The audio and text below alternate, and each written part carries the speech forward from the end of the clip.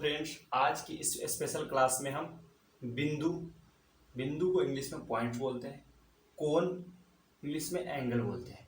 हम परिभाषा पढ़ेंगे, बिंदु किसे कहते हैं, बिंदु को उदाहरण के साथ समझेंगे और कोण को समझेंगे उदाहरण के साथ। ये जो आपको दिख रहा है दो आकृति नीचे में, ये कोण है या नहीं, अगर है तो क्यों है, नहीं है तो क्यों नहीं है, ये कोण है या ये कोण है, दोनों में से कौन है, कौन किसको बोलेंगे, कौन होने के लिए क्या शर्त है। उसके साथ साथ ये पॉइंट्स है या ये पॉइंट्स है, ये पॉइंट्स क्यों नहीं है, ये पॉइंट्स क्यों है। ठीक है, उदाहरण के साथ एग्जाम्पल के साथ हम कोण और बिंदु को पढ़ेंगे। ये बहुत, अब बिना देर किए बिंदु को समझ ही लेते हैं।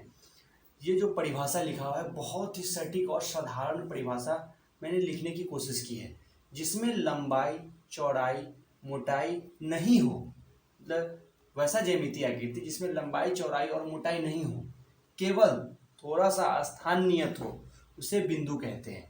मतलब ये हुआ कि उसमें लंबाई भी नहीं होगा चौड़ाई। जैसे देखिए यहाँ पे हम एक पॉइंट, यहाँ पे जो हम यहाँ पे इसमें बोर्ड पे टच किए, ठीक है, बोर्ड पे टच करने के बाद ये जो आपको दिख रहा है ये जो है इसी को हम पॉइंट कहते हैं। इसमें क्या हो, थोड़ा सा जगह छेकता है, थोड़ा सा स्थान लेता है, थोड़ा सा स्थान नियत होता है, उसको हम बिंदु कहते हैं। ये जो आपको दिख रहा है ये ऊपर में यहाँ पे यही पॉइंट कहलाता है। जैसे अब हम लोग क्या करते हैं, जैसे वृत्त जो होता है, वृत्त का अगर हम केंद्र को बताने के लिए भी हम पॉइंट का इस्तेमाल करते हैं।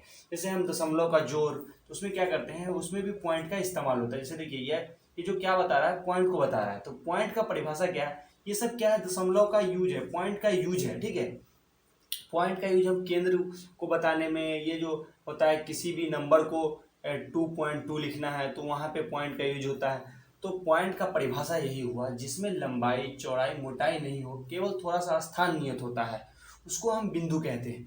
बिंदु आपको समझने में कोई दिक्कत ना होगा, आप इस परिभाषा को नोट कर लीजिए, जिसमें लंबाई चौड़ाई और मोटाई नहीं हो, सिर्फ थोड़ा सा जगह छेकता है, थोड़ा सा स्थान नियत होता है। जैसे देखिए ये आपको ये मार्कर है, ये मार्कर को हम यहाँ पे बोर्ड पे टच किए, टच करने से ये जो बन रहा है इसमें ये लंबाई चौड़ाई तो आपको नहीं दिख रहा है, मोटाई भी नहीं है, ऊंचाई भी नहीं है, सिर्फ और सिर्फ थोड़ा सा स्थान, थोड़ा सा जगह ले रहा है, उसी को हम बिंदु कहेंगे। ये जो कोण का परिभाषा लिखा हुआ है इसको हम एग्जाम्पल की मदद से समझेंगे। थोड़ा हम इसको पढ़ लेते हैं। दो ओर से दो सरल रेखा आकर एक बिंदु पर मिलती है, उससे जो झुकाव बनता है उसे कोण कहते हैं। देखिए हम इसको एग्जाम्पल की मदद से समझते हैं। जैसे देखिए यहाँ पे एक हम पॉइंट दे दिए, ठीक है, बिंदु दे दिए। अब क्या बोल रहा है कि दो ओर से सरल रेखा, मतलब सरल रेखा का मतलब होता है सीधा रेखा। जैसे देखिए एक रेखा इधर से आ रहा है, ठीक है, इधर से ऊपर की तरफ से, ये एक इधर से आ रहा है, और मान लीजिए एक रेखा इधर से इस पॉइंट पर, ओ पॉइंट इसका नाम दे देते हैं, एक पॉइंट ओ पर आ रहा है, ठीक है। सरल रेखा मतलब सीधा रेखा। जब सीधा रेखा आएगा तो ये दोनों एक साथ मिलेगा, जब ये मिलेगा अब जो झुकाव बनेगा ना उसी को हम कोण कहते हैं। तो कोण आपको समझ में आ गया, दो ओर से दो सरल रेखा मतलब सीधी रेखा आकर एक पॉइंट पर, एक बिंदु पर मिलेगी, उससे जो झुकाव बनेगा ना उसी को कोण कहेंगे। समझ में आ गया। अब देखिए यहाँ पे ये एक त्रिभुज है, ठीक है, एक त्रिभुज में देखिए कितना झुकाव बन रहा है, एक झुकाव यहाँ पे बन रहा है, एक झुकाव यहाँ पे बन रहा है और एक झुकाव यहाँ पे बन रहा है। तो इसीलिए हम कहते हैं कि त्रिभुज में तीन कोण होते हैं। अब यहाँ पे देखिए एक चतुर्भुज हम बनाते हैं, ठीक है।